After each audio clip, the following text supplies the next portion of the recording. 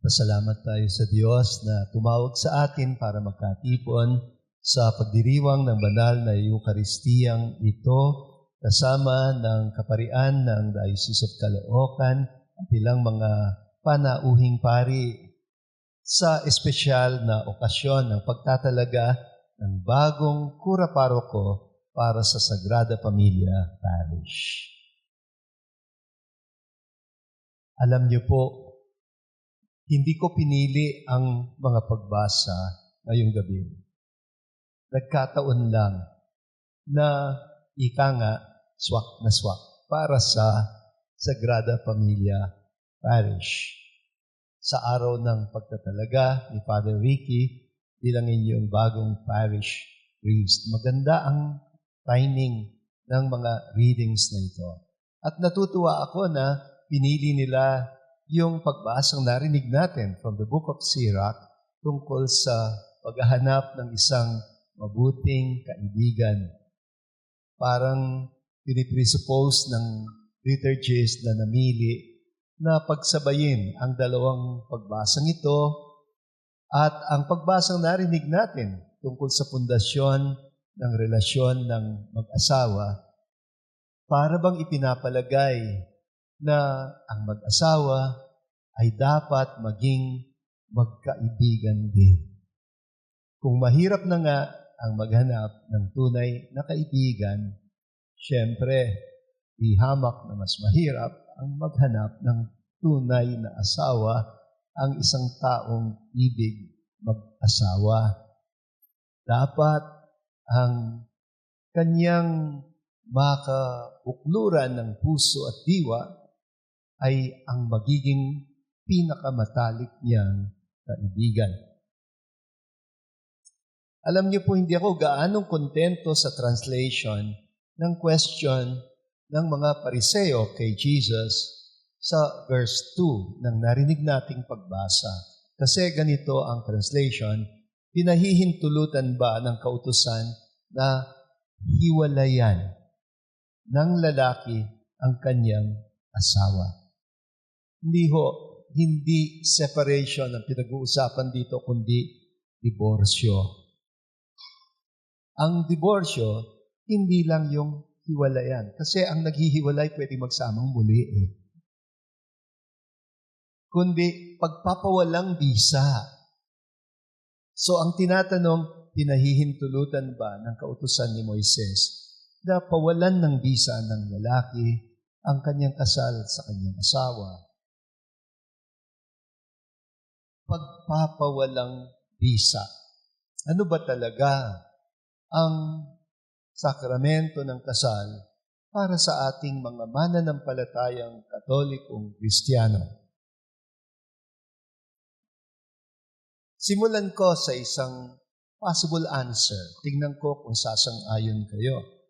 Ang kasal ba ay isang panghabang buhay na sumpaan ng isang babae at isang lalaki na magsing-irog sa isa't isa? Tama ba? Hindi po lubos. Ipapaliwanag ko sa inyo kung bakit hindi lubos na tama yung sagot na yon. Kasi kung ang sakramento ng kasal ay sumpaan lang ng dalawang tao, dalawang magsing-irog, babae at lalaki, sa isa't isa, ibig sabihin, pumapasok lang sila sa isang kontrata. At totoo namang meron talagang kontrata sa kasalan. Ito ay isang human contract. Kung ito ay isang human contract, may mga kondisyon ito. At kung may mga kondisyon ito, may mga pagkakataon na baka lumabag ang tao sa kondisyon. Kung human contract ito, nawawalan ng bisa, pwedeng pawalan ng bisa kapag hindi sumunod sa mga kondisyon. Kayo po ba ay nakaranas na ng pumasok sa isang Memorandum of Agreement, MOA, o minsan tinatawag na Memorandum of Understanding? Parang kontrata din yan. lahat ng kontrata ng tao ay mayroong provisions sa dalawang partido. Nangangako ang magkabilang panig na susunod sila doon sa mga kondisyon na nilalagdaan nila. Kaya ang pasubali sa bandang dulo ay kapag may lumabag na isa o dalawa sa magkabilang panig na pumirma sa kontrata, pwedeng pawalan ng bisa ang kontrata. Ganoon din sa batas ni Moises noong panahon ng Panginoong Hesukristo. Pero ganoon ba ang kasal sa tingin ni Jesus? Batay sa sinagot niya sa mga nagtanong sa kanya na ito'y kontrata. Hindi. Totoo, may kontrata. Pero ang mas mahalaga, ito'y isang tipanan, kasunduan. At tama rin na mahalagang sangkap ng kasunduan ang sumpaan ng magsing-irog. Pero hindi ito sapat. Ang kasal is not only between the husband and the wife. Ang buklod na pinag-uusapan natin sa sakramento ay hindi lang tipanan ng dalawang ikinakasal. Hindi lang sa pagitan ng lalaki at babae na pumapasok sa sakramento. Ang kasal ay love triangle. Ito ay isang tipan o kasunduan sa pagitan ng magsing-irog at ng Panginoong Diyos. Yon ang nagdi-define sa sakramento. Ang katipan ng magkatipan ay ang Diyos. Hindi sapat yung sila lang. Kaya natin sinasabing ito'y sakramento dahil pumapasok ang Diyos. Siya ang nagiging pundasyon. Sila'y nakakaisa ng Diyos.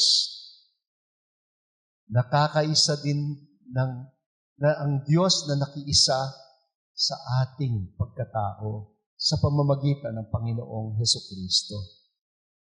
Ang buklod ng tao at Diyos kay Hesukristo ay hindi na mapaghihiwalay.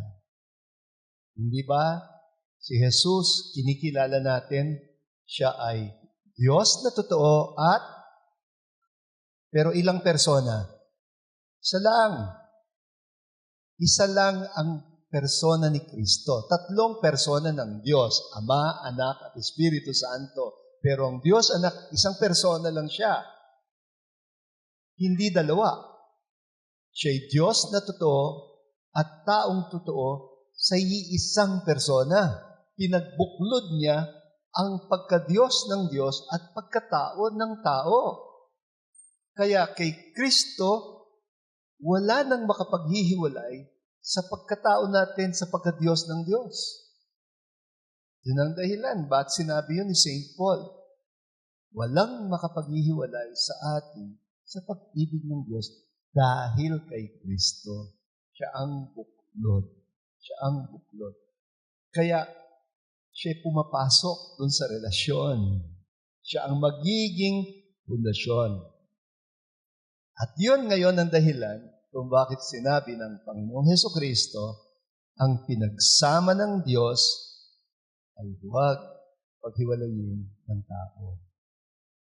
Ibig sabihin, ang tipanan na pinasok nila, hindi lang kanilang dalawa, kundi tipanan ng Diyos at ng magsing-irog sa pamamagitan ni Hesukristo. So, kung kayo lang, pwede. Pero kung kasama ang Diyos at siya ang tunay na pundasyon, ang buklod ay forever. Dahil ang Panginoon ay walang hanggan. Siyempre, ang next question, paano mo alam na Diyos nga ang nagbuklod sa kanila? Meron akong alam. kinasal-kasal sa loob ng simbahan.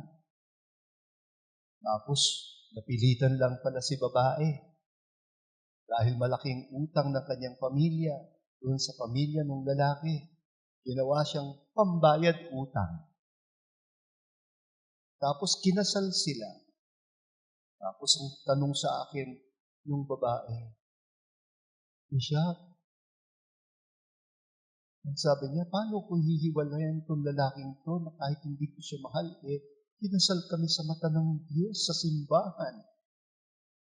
Sabi ko, may pag-ibig pa sa relasyon na ito? Wala po.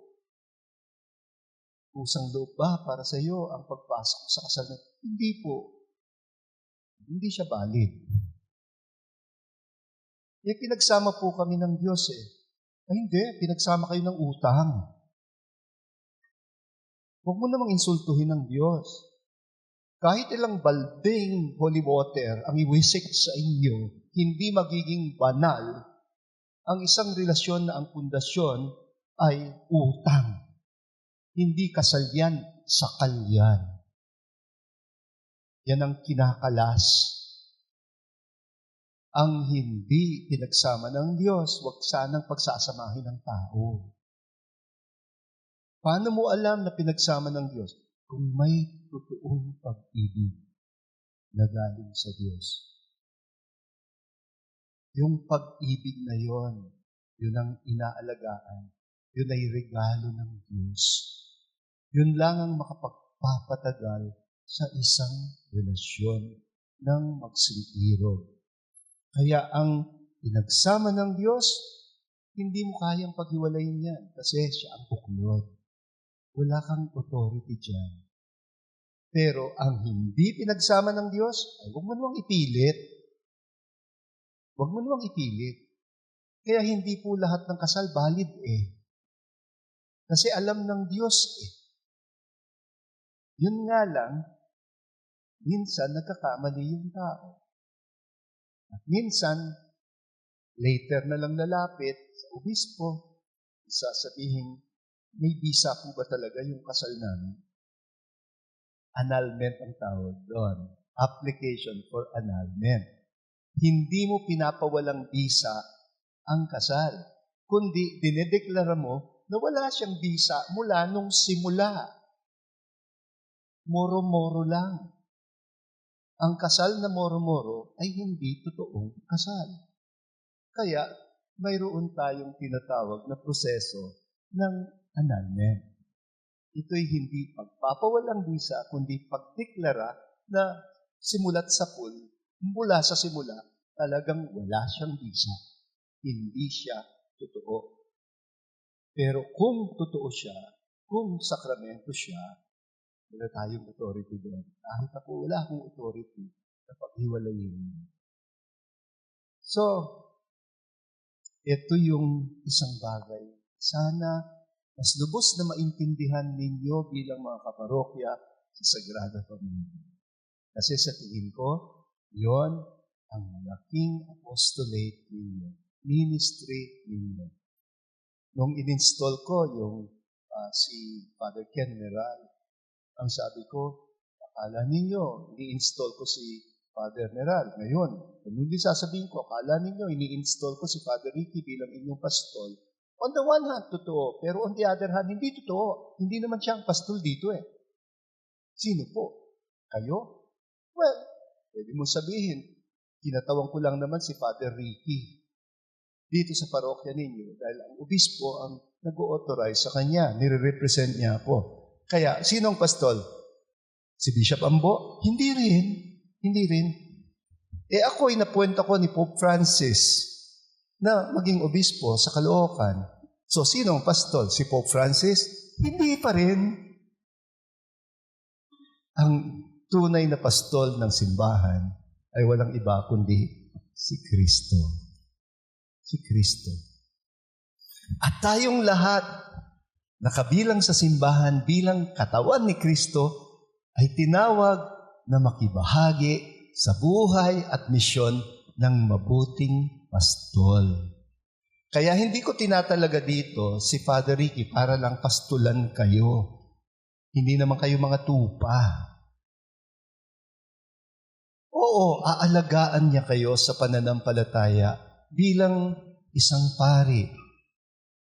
Pero lahat kayo'y aalagaan upang kayo'y umusbong at umunlad sa pananampalataya at matutong makiisa at makibahagi sa buhay at misyon ni Kristong Pastol. Kaya mga pastol din ho kayo. At dahil ang inyong parokya'y Sagrada Pamilya, ang ministry ninyo'y pag-aalaga ng mga pamilya, mga kapwa-pamilya. Kung minsan, kailangan mo ng pamilya para suportahan ng ibang pamilya na medyo mahina. Kailangang palakasin. May ministry kayo. Meron kayong misyon. At gusto ko yung makita sa inyong Parish Synodal Pastoral Planning. Dahil na-conclude na natin ang Diocesan Synodal Pastoral Planning at ang magiging simula ng ministry ng bawat kura paroko sa bawat parokya ng Diocese of Caloocan ay planning on the past parish level. Magsiset kayo ng inyong sariling mga priority. At ang mga pastoral priorities, sana hindi yung priorities lang ni Father Ricky, kundi priorities ninyo batay sa pagkilala at pag-unawa ninyo sa kalagayan ng buong parokya na nasasakupan ng Sagrada Pamilya. So, bilang conclusion, sa sumpaan ng ikinakasal sa harapan ng altar, hindi lang sila sa isa't isa sumusumpa. Nakakita na kayo ng kasalan, di ba? Sasabihin ng pari, sige, maghawakan kayo ng kamay at magkadaop palad sila, pero nakaharap sa altar. Ang sinusumpaan nila hindi lang isa't isa, kundi ang Diyos. Silang dalawa sumusumpa sa Diyos. Kaya ang kanilang sumpaan ay panalangin. Sinasabi nila, gawin mo po, Panginoon, na kami magkaisang puso at diwa. Gawin mo po. Kayo pong gagawa nun, di lang kaming dalawa. Magkaisang puso at diwa mula sa araw na ito.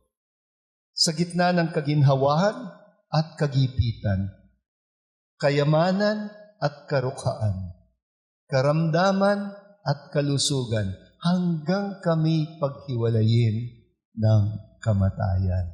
Until death do us part.